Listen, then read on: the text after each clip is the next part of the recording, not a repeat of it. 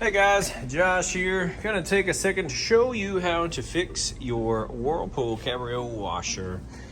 This will save you anywhere from $250 to $500 or going out and getting a brand new washer. So issue with this one is essentially your board here stops working. And if you've already had somebody come out and look at it, they've likely told you you need a whole new control board, and the prices vary depending on which option you have, if you have the steam one or not. But anywhere from, the board runs from $250 to $400, just kind of depends on where you buy it and which model you have. And of course you got to pay labor and all that stuff. I'm going to show you how to fix this, hopefully without any of those things, and how you can get your machine up and running again. A lot of times the codes you'll see is like a F2 E1 or an F6 E3 or some combination of F something with an E3 or E2 code. It's a little different depending on whether you've got the Whirlpool Cabrio or maybe you've got a Maytag Bravos. They're pretty much all the same though. So you see I've already got this one released. Honestly, the hardest part for people of this whole repair situation is getting this released here. But the easiest way to do it, and a couple older videos I showed how to take like a butter knife or anything flat and shove it under here and release. That's actually the hard way to do it, and the easiest way to do it is if you come around in the back here, you're gonna take out a screw here and this plate comes off. Then there's a screw right there and a screw right there. Okay, so 3 screws. Once those 3 screws come off, you can go ahead and take this plate off if you want to. It's a couple more screws and this panel comes off. So just a few screws along the back. Now, once those screws are out, then what you do is you take both hands here on either side and you're gonna pull this forward, okay? So it pulls forward like that. You see here, we've got a nice little lip there because I pulled it forward, and lift up and push back. Out, up, and back, and it lifts off, okay? So again, out, up, and back. And that is how you release it from these little tabs right here, okay? That's the hardest part. Then what you do, just grab a pair of pliers, and where you see this hole right there, see the clip right above it? That clip will be pressed through. You take your pliers and squeeze that clip, and it pops up like that. There's one right there, and there's one right there. See those clips? I've already released mine. Once you do that though, you can just kind of set this back down. We can still lift this right back up if I can get a good grip on it. So instead of going down, if you pulled it forward, down, and then back, it would be locked back in place. But for now, we're just gonna set it down. But now we can access our plate here. And then, so this same thing, we're gonna lift it up and it kind of pulls forward. I've released it from its cords here. So I unplugged this one from right there. You just unplug that and then you can kind of get to this. So what happens with these, especially if you have that steam option, is the moisture will come up through these holes here and it hits your board. And most of them, this is not exposed. We'll clean that as well, but you see here, take a good look. Let's use that new zoom setting here. See all that? That is keeping your board from effectively communicating across the rest of the board. So what happens is with that issue right there, put this back to normal, is some of your buttons stop working. You get that error code. Maybe for you, it won't even turn on. You hit your power key and nothing happens. Or it seems to work sort of, but it won't start. These are all issues that can be associated with this right here. Now, does this work every time? No, it doesn't. If I've done maybe 40 of these, probably 5 of them didn't work. 5 of them ended up in my junk pile where I just pulled some additional parts off of them and there was nothing that could be done. I'm trying to think. Yeah, that seems about right. Over the years, I've probably done close to 40 of these, and over the last probably 5-6 years, I probably have 4 or 5 that I couldn't fix, and I don't buy new boards for them. I'll just save the transmissions and all that stuff, and I use those parts. But you know, if you're just trying to fix this so you can keep doing your laundry, you probably don't care about all that. So hopefully this works for you. So how do you fix this here? Well, if you see my other video, it's actually pretty easy, but it depends on how bad this is. That's really not that bad. I'll probably be able to fix that up with just some rubbing alcohol and Q-tips. However, I did one the other week that you see those 4 on top there where the main corrosion is.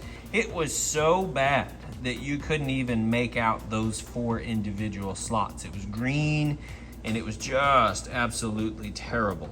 Okay, just rubbing it with rubbing alcohol and a Q-tip, it's not gonna work. It's not gonna cut it. So, here, let's come over here. You see some of my tools, but I got these. Let me show you what these are. You can buy these any hardware store. I think I got these at Harbor Freight. You probably find these at Walmart, but they're files. Menards, Lowe's, Home Depot, they'll sell a little kit similar to this.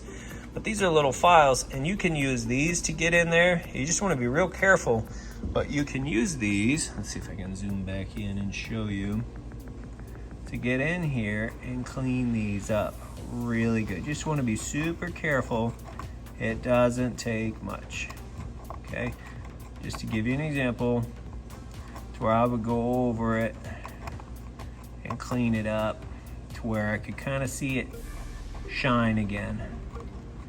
Scrape all the junk off of it, and then I'll go over it with some rubbing alcohol and a Q-tip, and then it cleans up really nice. Okay, so let me grab a Q-tip and some rubbing alcohol and we'll rub that down. Okay, now I did have to scrape these a little bit more. Then I just went over them with my Q-tip. Now you can see how much cleaner they look. They're nice and shiny. Okay, over here, I've never seen this part exposed before.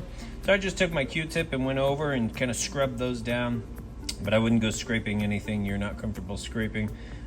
Like I've never done that before on this side, so I left those alone. And they actually look pretty clean, especially after kind of buffing them down with that rubbing alcohol and Q-tip. Over here, you can see a night and day difference. And this spot was obviously affected. And this is the affected spot that causes these problems. And I know that from, like I said, doing it on several other machines.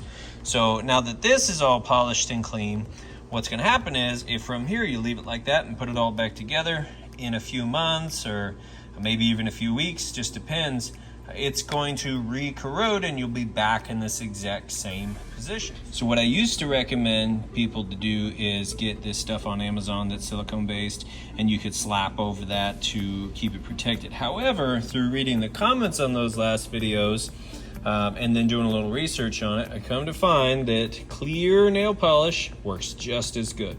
And I like the gel stuff, doesn't run quite as bad, but I picked this up for $1 at the dollar store and it works great. I've been using it for a little while now and I have no issues with it whatsoever. It dries clear and hard and protects that from getting corroded again in the future. So literally all we're gonna do here is take this out and just kind of swab this whole area and let it dry and put it back together. Okay, so got that cleaned up, put that protector on there, plugged the 2 plugs back in and slapped it back on here. So real quick, I'll show you how to put this back in place. So it's up now. So we're gonna reverse the order that we did it in. So we're gonna pull out, you see it drops down and then you push it back. Now it's locked in place. And one more time to show you how to release it, you pull forward, up and back. And that's how it releases. I can't tell you how much trouble I had trying to figure that out the first time I took one of these apart, and most of them now are that way. So now that's back in place. So on this particular machine, the issue I had was you turn it on, you could hit the power button and it would come up. I think it said 58 on it for the normal cycle, but you couldn't change, none of the other buttons worked. It wouldn't start, it wouldn't do anything. It was just kind of dead in the water, and eventually it would turn off. So we've repaired it now. We've cleaned those connections. Turn our power on. And let's see what happens here. Okay, and right away, that's different. And look at that. Perfect. It is now recognizing everything we're pushing. Let's make sure we just go through here. Cool. Not sure how long that's gonna go. Cool, okay. Once again, everything on it is now working perfect. Awesome. Yeah, it wouldn't register anything before I push, and it just wouldn't do anything at all. So now it can communicate again. Everything seems to be working perfect. I'm gonna go through and deep clean this machine. I'll run 4 loads through it. So if you're a rebuilder watching this, I always recommend you run at least 4 loads through it. And that sounds like a lot, but it's really not. You wanna be able to test everything out. And 4 loads, typically you can kind of get through most of it. Be sure that it's working perfect. I'll take the drum out and clean it and all that good stuff before I turn around and resell it. But if you're just trying to save yourself some money, trying to not have to order that board, maybe your repairman told you had to, is the only way to fix it, well, now you know better. Hopefully the only thing you're out here is a little bit of time, some Q-tips and rubbing alcohol, and a little bit of clear nail polish, which most people might have that laying around. So guys, I really hope that this video has saved you some time, saved you some money. That's the purpose of these videos that I do. I'm all about trying to keep these machines out of the landfill, because worst case scenario, people will just throw these out, and I know they do because I get them. And if I don't pick them up and try to bring them back to life and give them a second life, they end up in the landfills, and that's terrible.